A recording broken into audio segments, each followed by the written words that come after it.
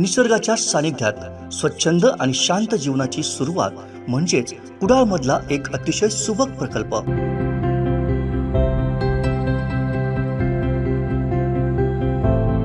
Nilgiri Heights बांधकाम क्षेत्रातील एक अग्रगण्य नाव आकार बिल्डर्स अँड डेव्हलपर्स यांचा महत्वाकांक्षी प्रकल्प. MIDC रोड, राज हॉटेल जवळ, कुडाळ, सिंधुदुर्ग. बुकिंगसाठी संपर्क 94 230 52 002 आणि 99 23 90 0202. कोकण विभाग शिक्षक मतदारसंघामध्ये भाजप, बाळासाहेबांची शिवसेना, महाराष्ट्र राज्य शिक्षक परिषद, मुख्याध्यापक संघ आणि अन्य संघटनांचे युतीचे उमेदवार ज्ञानेश्वर म्हात्रे हे तब्बल 11,300 मतांनी विजयी झाले. ज्ञानेश्वर म्हात्रे यांना पहिल्या फेरीतच पहिल्या पसंतीची 20,800 मतं पडली असून बाळाराम पाटील यांना पहिल्या पसंतीची 9,500 मतं पडली आहे. ज्ञानेश्वर म्हात्रे यांनी अपेक्षेपेक्षा जास्त मतं घेत हा दमदार विजय साजरा केला. त्यामुळे तळ कोकणात महाविकास आघाडीला एक मोठा धक्का बसलाय. याचा आढावा घेतला आमचे पॉलिटिकल ब्युरो भरत केसरकर यांनी. पाहूया. कोकण 7 लाईव्ह मध्ये आज आपण चर्चा करणार आहोत. आजचा विषय आहे कोकण शिक्षक मतदारसंघाची निवडणुकीचा निकाल आहे तो लागलेला आहे आणि या मतदारसंघातून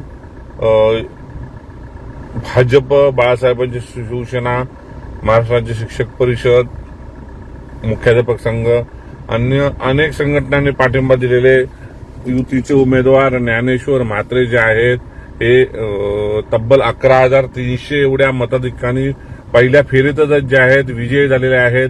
त्यामुळे सगळ्यात मोठा दिलासा भाजपला मिळताना पाहायला मिळतोय. त्याचबरोबर महाविकास आघाडीला एक मोठा धक्का आणि झटका बसलेला पाहायला मिळतोय. या निकालावर सविस्तर आपण चर्चा करतोय. तब्बल 35,000पेक्षा जास्त मतदान झालेलं होतं आणि मतदान जे आहे मतदान विशेषतः सिंधुदुर्ग जिल्ह्यात 97% पेक्षा जास्त मतदान गेलेलं होतं. त्यामुळे या निकालाची उत्सुकता लागून राहिलेली होती. आज निकालाला सुरुवात झाली. सकाळीच मतपेटी 39 मतपेटी फोडण्यात आल्या. यानंतर मतांचे गट्टे करण्यात आले आणि बेलापूर पनवेल या ठिकाणी जी बेलापूरमध्ये ही मतमोजणी झाली. या मतमोजणीला सुरुवात होतात. पहिल्या फेरीपासून जे आहेत ज्ञानेश्वर म्हात्रे हे आघाडीवर होते. एकंदर मतांचा विचार करता 35,000पेक्षा जे मत आहेत यामध्ये तब्बल 20,800 मतं जी आहेत ही ज्ञानेश्वर म्हात्रे यांना पडलेली आहेत आणि उरलेली जी मतं आहेत 9,500 मतं ही बाळाराम पाटलांना पडलेली आहेत. या दोघांची मतांची बेरीज केली तर 20,000 प्लस होते. उरलेली 5,000 ते 4,700 मतं आहेत ही धनाजी पाटील असतील, भालेराव असतील, अन्य 2 उमेदवार सोडले तर 8 उमेदवारांना ही अन्य मतं जी आहेत ती मिळालेली आहे. त्यामुळे इथे ज्ञानेश्वर म्हात्रेंनी बाळाराम पाटलांचा धुव्वा उडवलेला आहे आणि दुसरा धुव्वा उडवला आहे तो धनाजी पाटलांच्या विरोधात. धनाजी पाटलांचा पुरता धुव्वा उडवलेला पाहायला मिळतोय.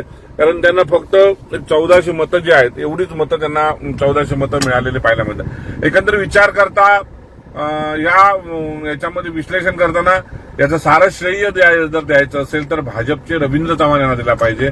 कारण हा मतदारसंघ होता तो महाराष्ट्र राज्य शिक्षक परिषद आहे, एक मोठी संघटना आहे शिक्षकांना. त्यांच्याकडे कित्येक वर्ष हा भाजपने मतदारसंघ दिला होता. भाजप त्याला पाठिंबा देतो. मात्र या निवडणुकीमध्ये भाजपने स्ट्रॅटेजी बदलली. परिषदेकडून ती काढून घेतली आणि उमेदवार जाहीर केला. यानंतर भाजपमधून शिवसेनेमध्ये डेरे दाखल झालेले ज्ञानेश्वर म्हात्रे यांनी या ठिकाणी दावा केला. मात्र अशा वेळी रवींद्र चव्हाणांनी एक सुंदर खेळी केली. सगळ्यांना विचारात घेऊन रवींद्र चव्हाणांच्या वेणुनाथ कडूंना उमेदवारी अर्ज मागे घेण्यास भाग पाडलं आणि महाराष्ट्र राज्य शिक्षक परिषद आणि मुख्याध्यापक संघटना या सगळ्यांनी त्यांना पाठिंबा दिला.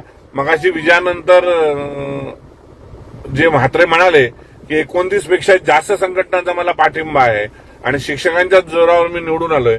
आणि हे म्हणताना त्यांनी स्पष्ट केले की तब्बल 11,300 पेक्षा जास्त मतांनी त्यांनी भुईसपाट केलेलं आहे जी म्हात्रेंनी बाळाराम पाटलांना. त्यामुळे बाळाराम पाटलांना हा मोठा धक्का मानला जातो.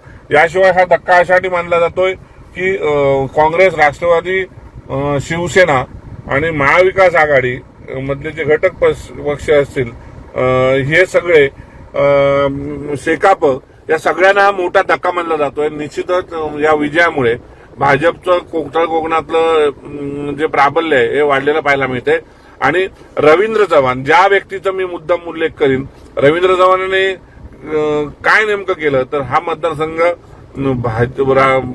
वेणुनाथ कडू जे होते राज्याचे अध्यक्ष परिषदेचे, पण शिक्षक परिषदेला विश्वासात घेऊन तो मतदारसंघ त्यांनी स्वतःच्या पदरात पडून घेतला.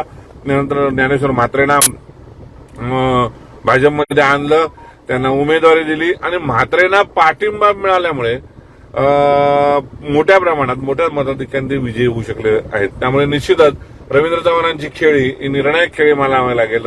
रवींद्र चव्हाण हे देवेंद्र फडणवीसांच्या अत्यंत जवळचे आहेत आणि त्यांचा करिश्मा या ठिकाणी झाला पाहायला मिळतोय. 9,500 घेऊन सीमित राहिलेले बळाराम पाटलांचा तब्बल 11,300 पेक्षा जास्त मताधिक्याने त्यांनी पराभव केलेला पाहायला मिळतोय. आमचे दिवसभरातले सर्व अपडेट्स, ताज्या घडामोडी आणि थेट लाईव्ह पाहण्यासाठी सबस्क्राईब करा, लाईक करा कोकणचं नंबर 1 महा चॅनल कोकण 7 लाईव्हचं YouTube चॅनल.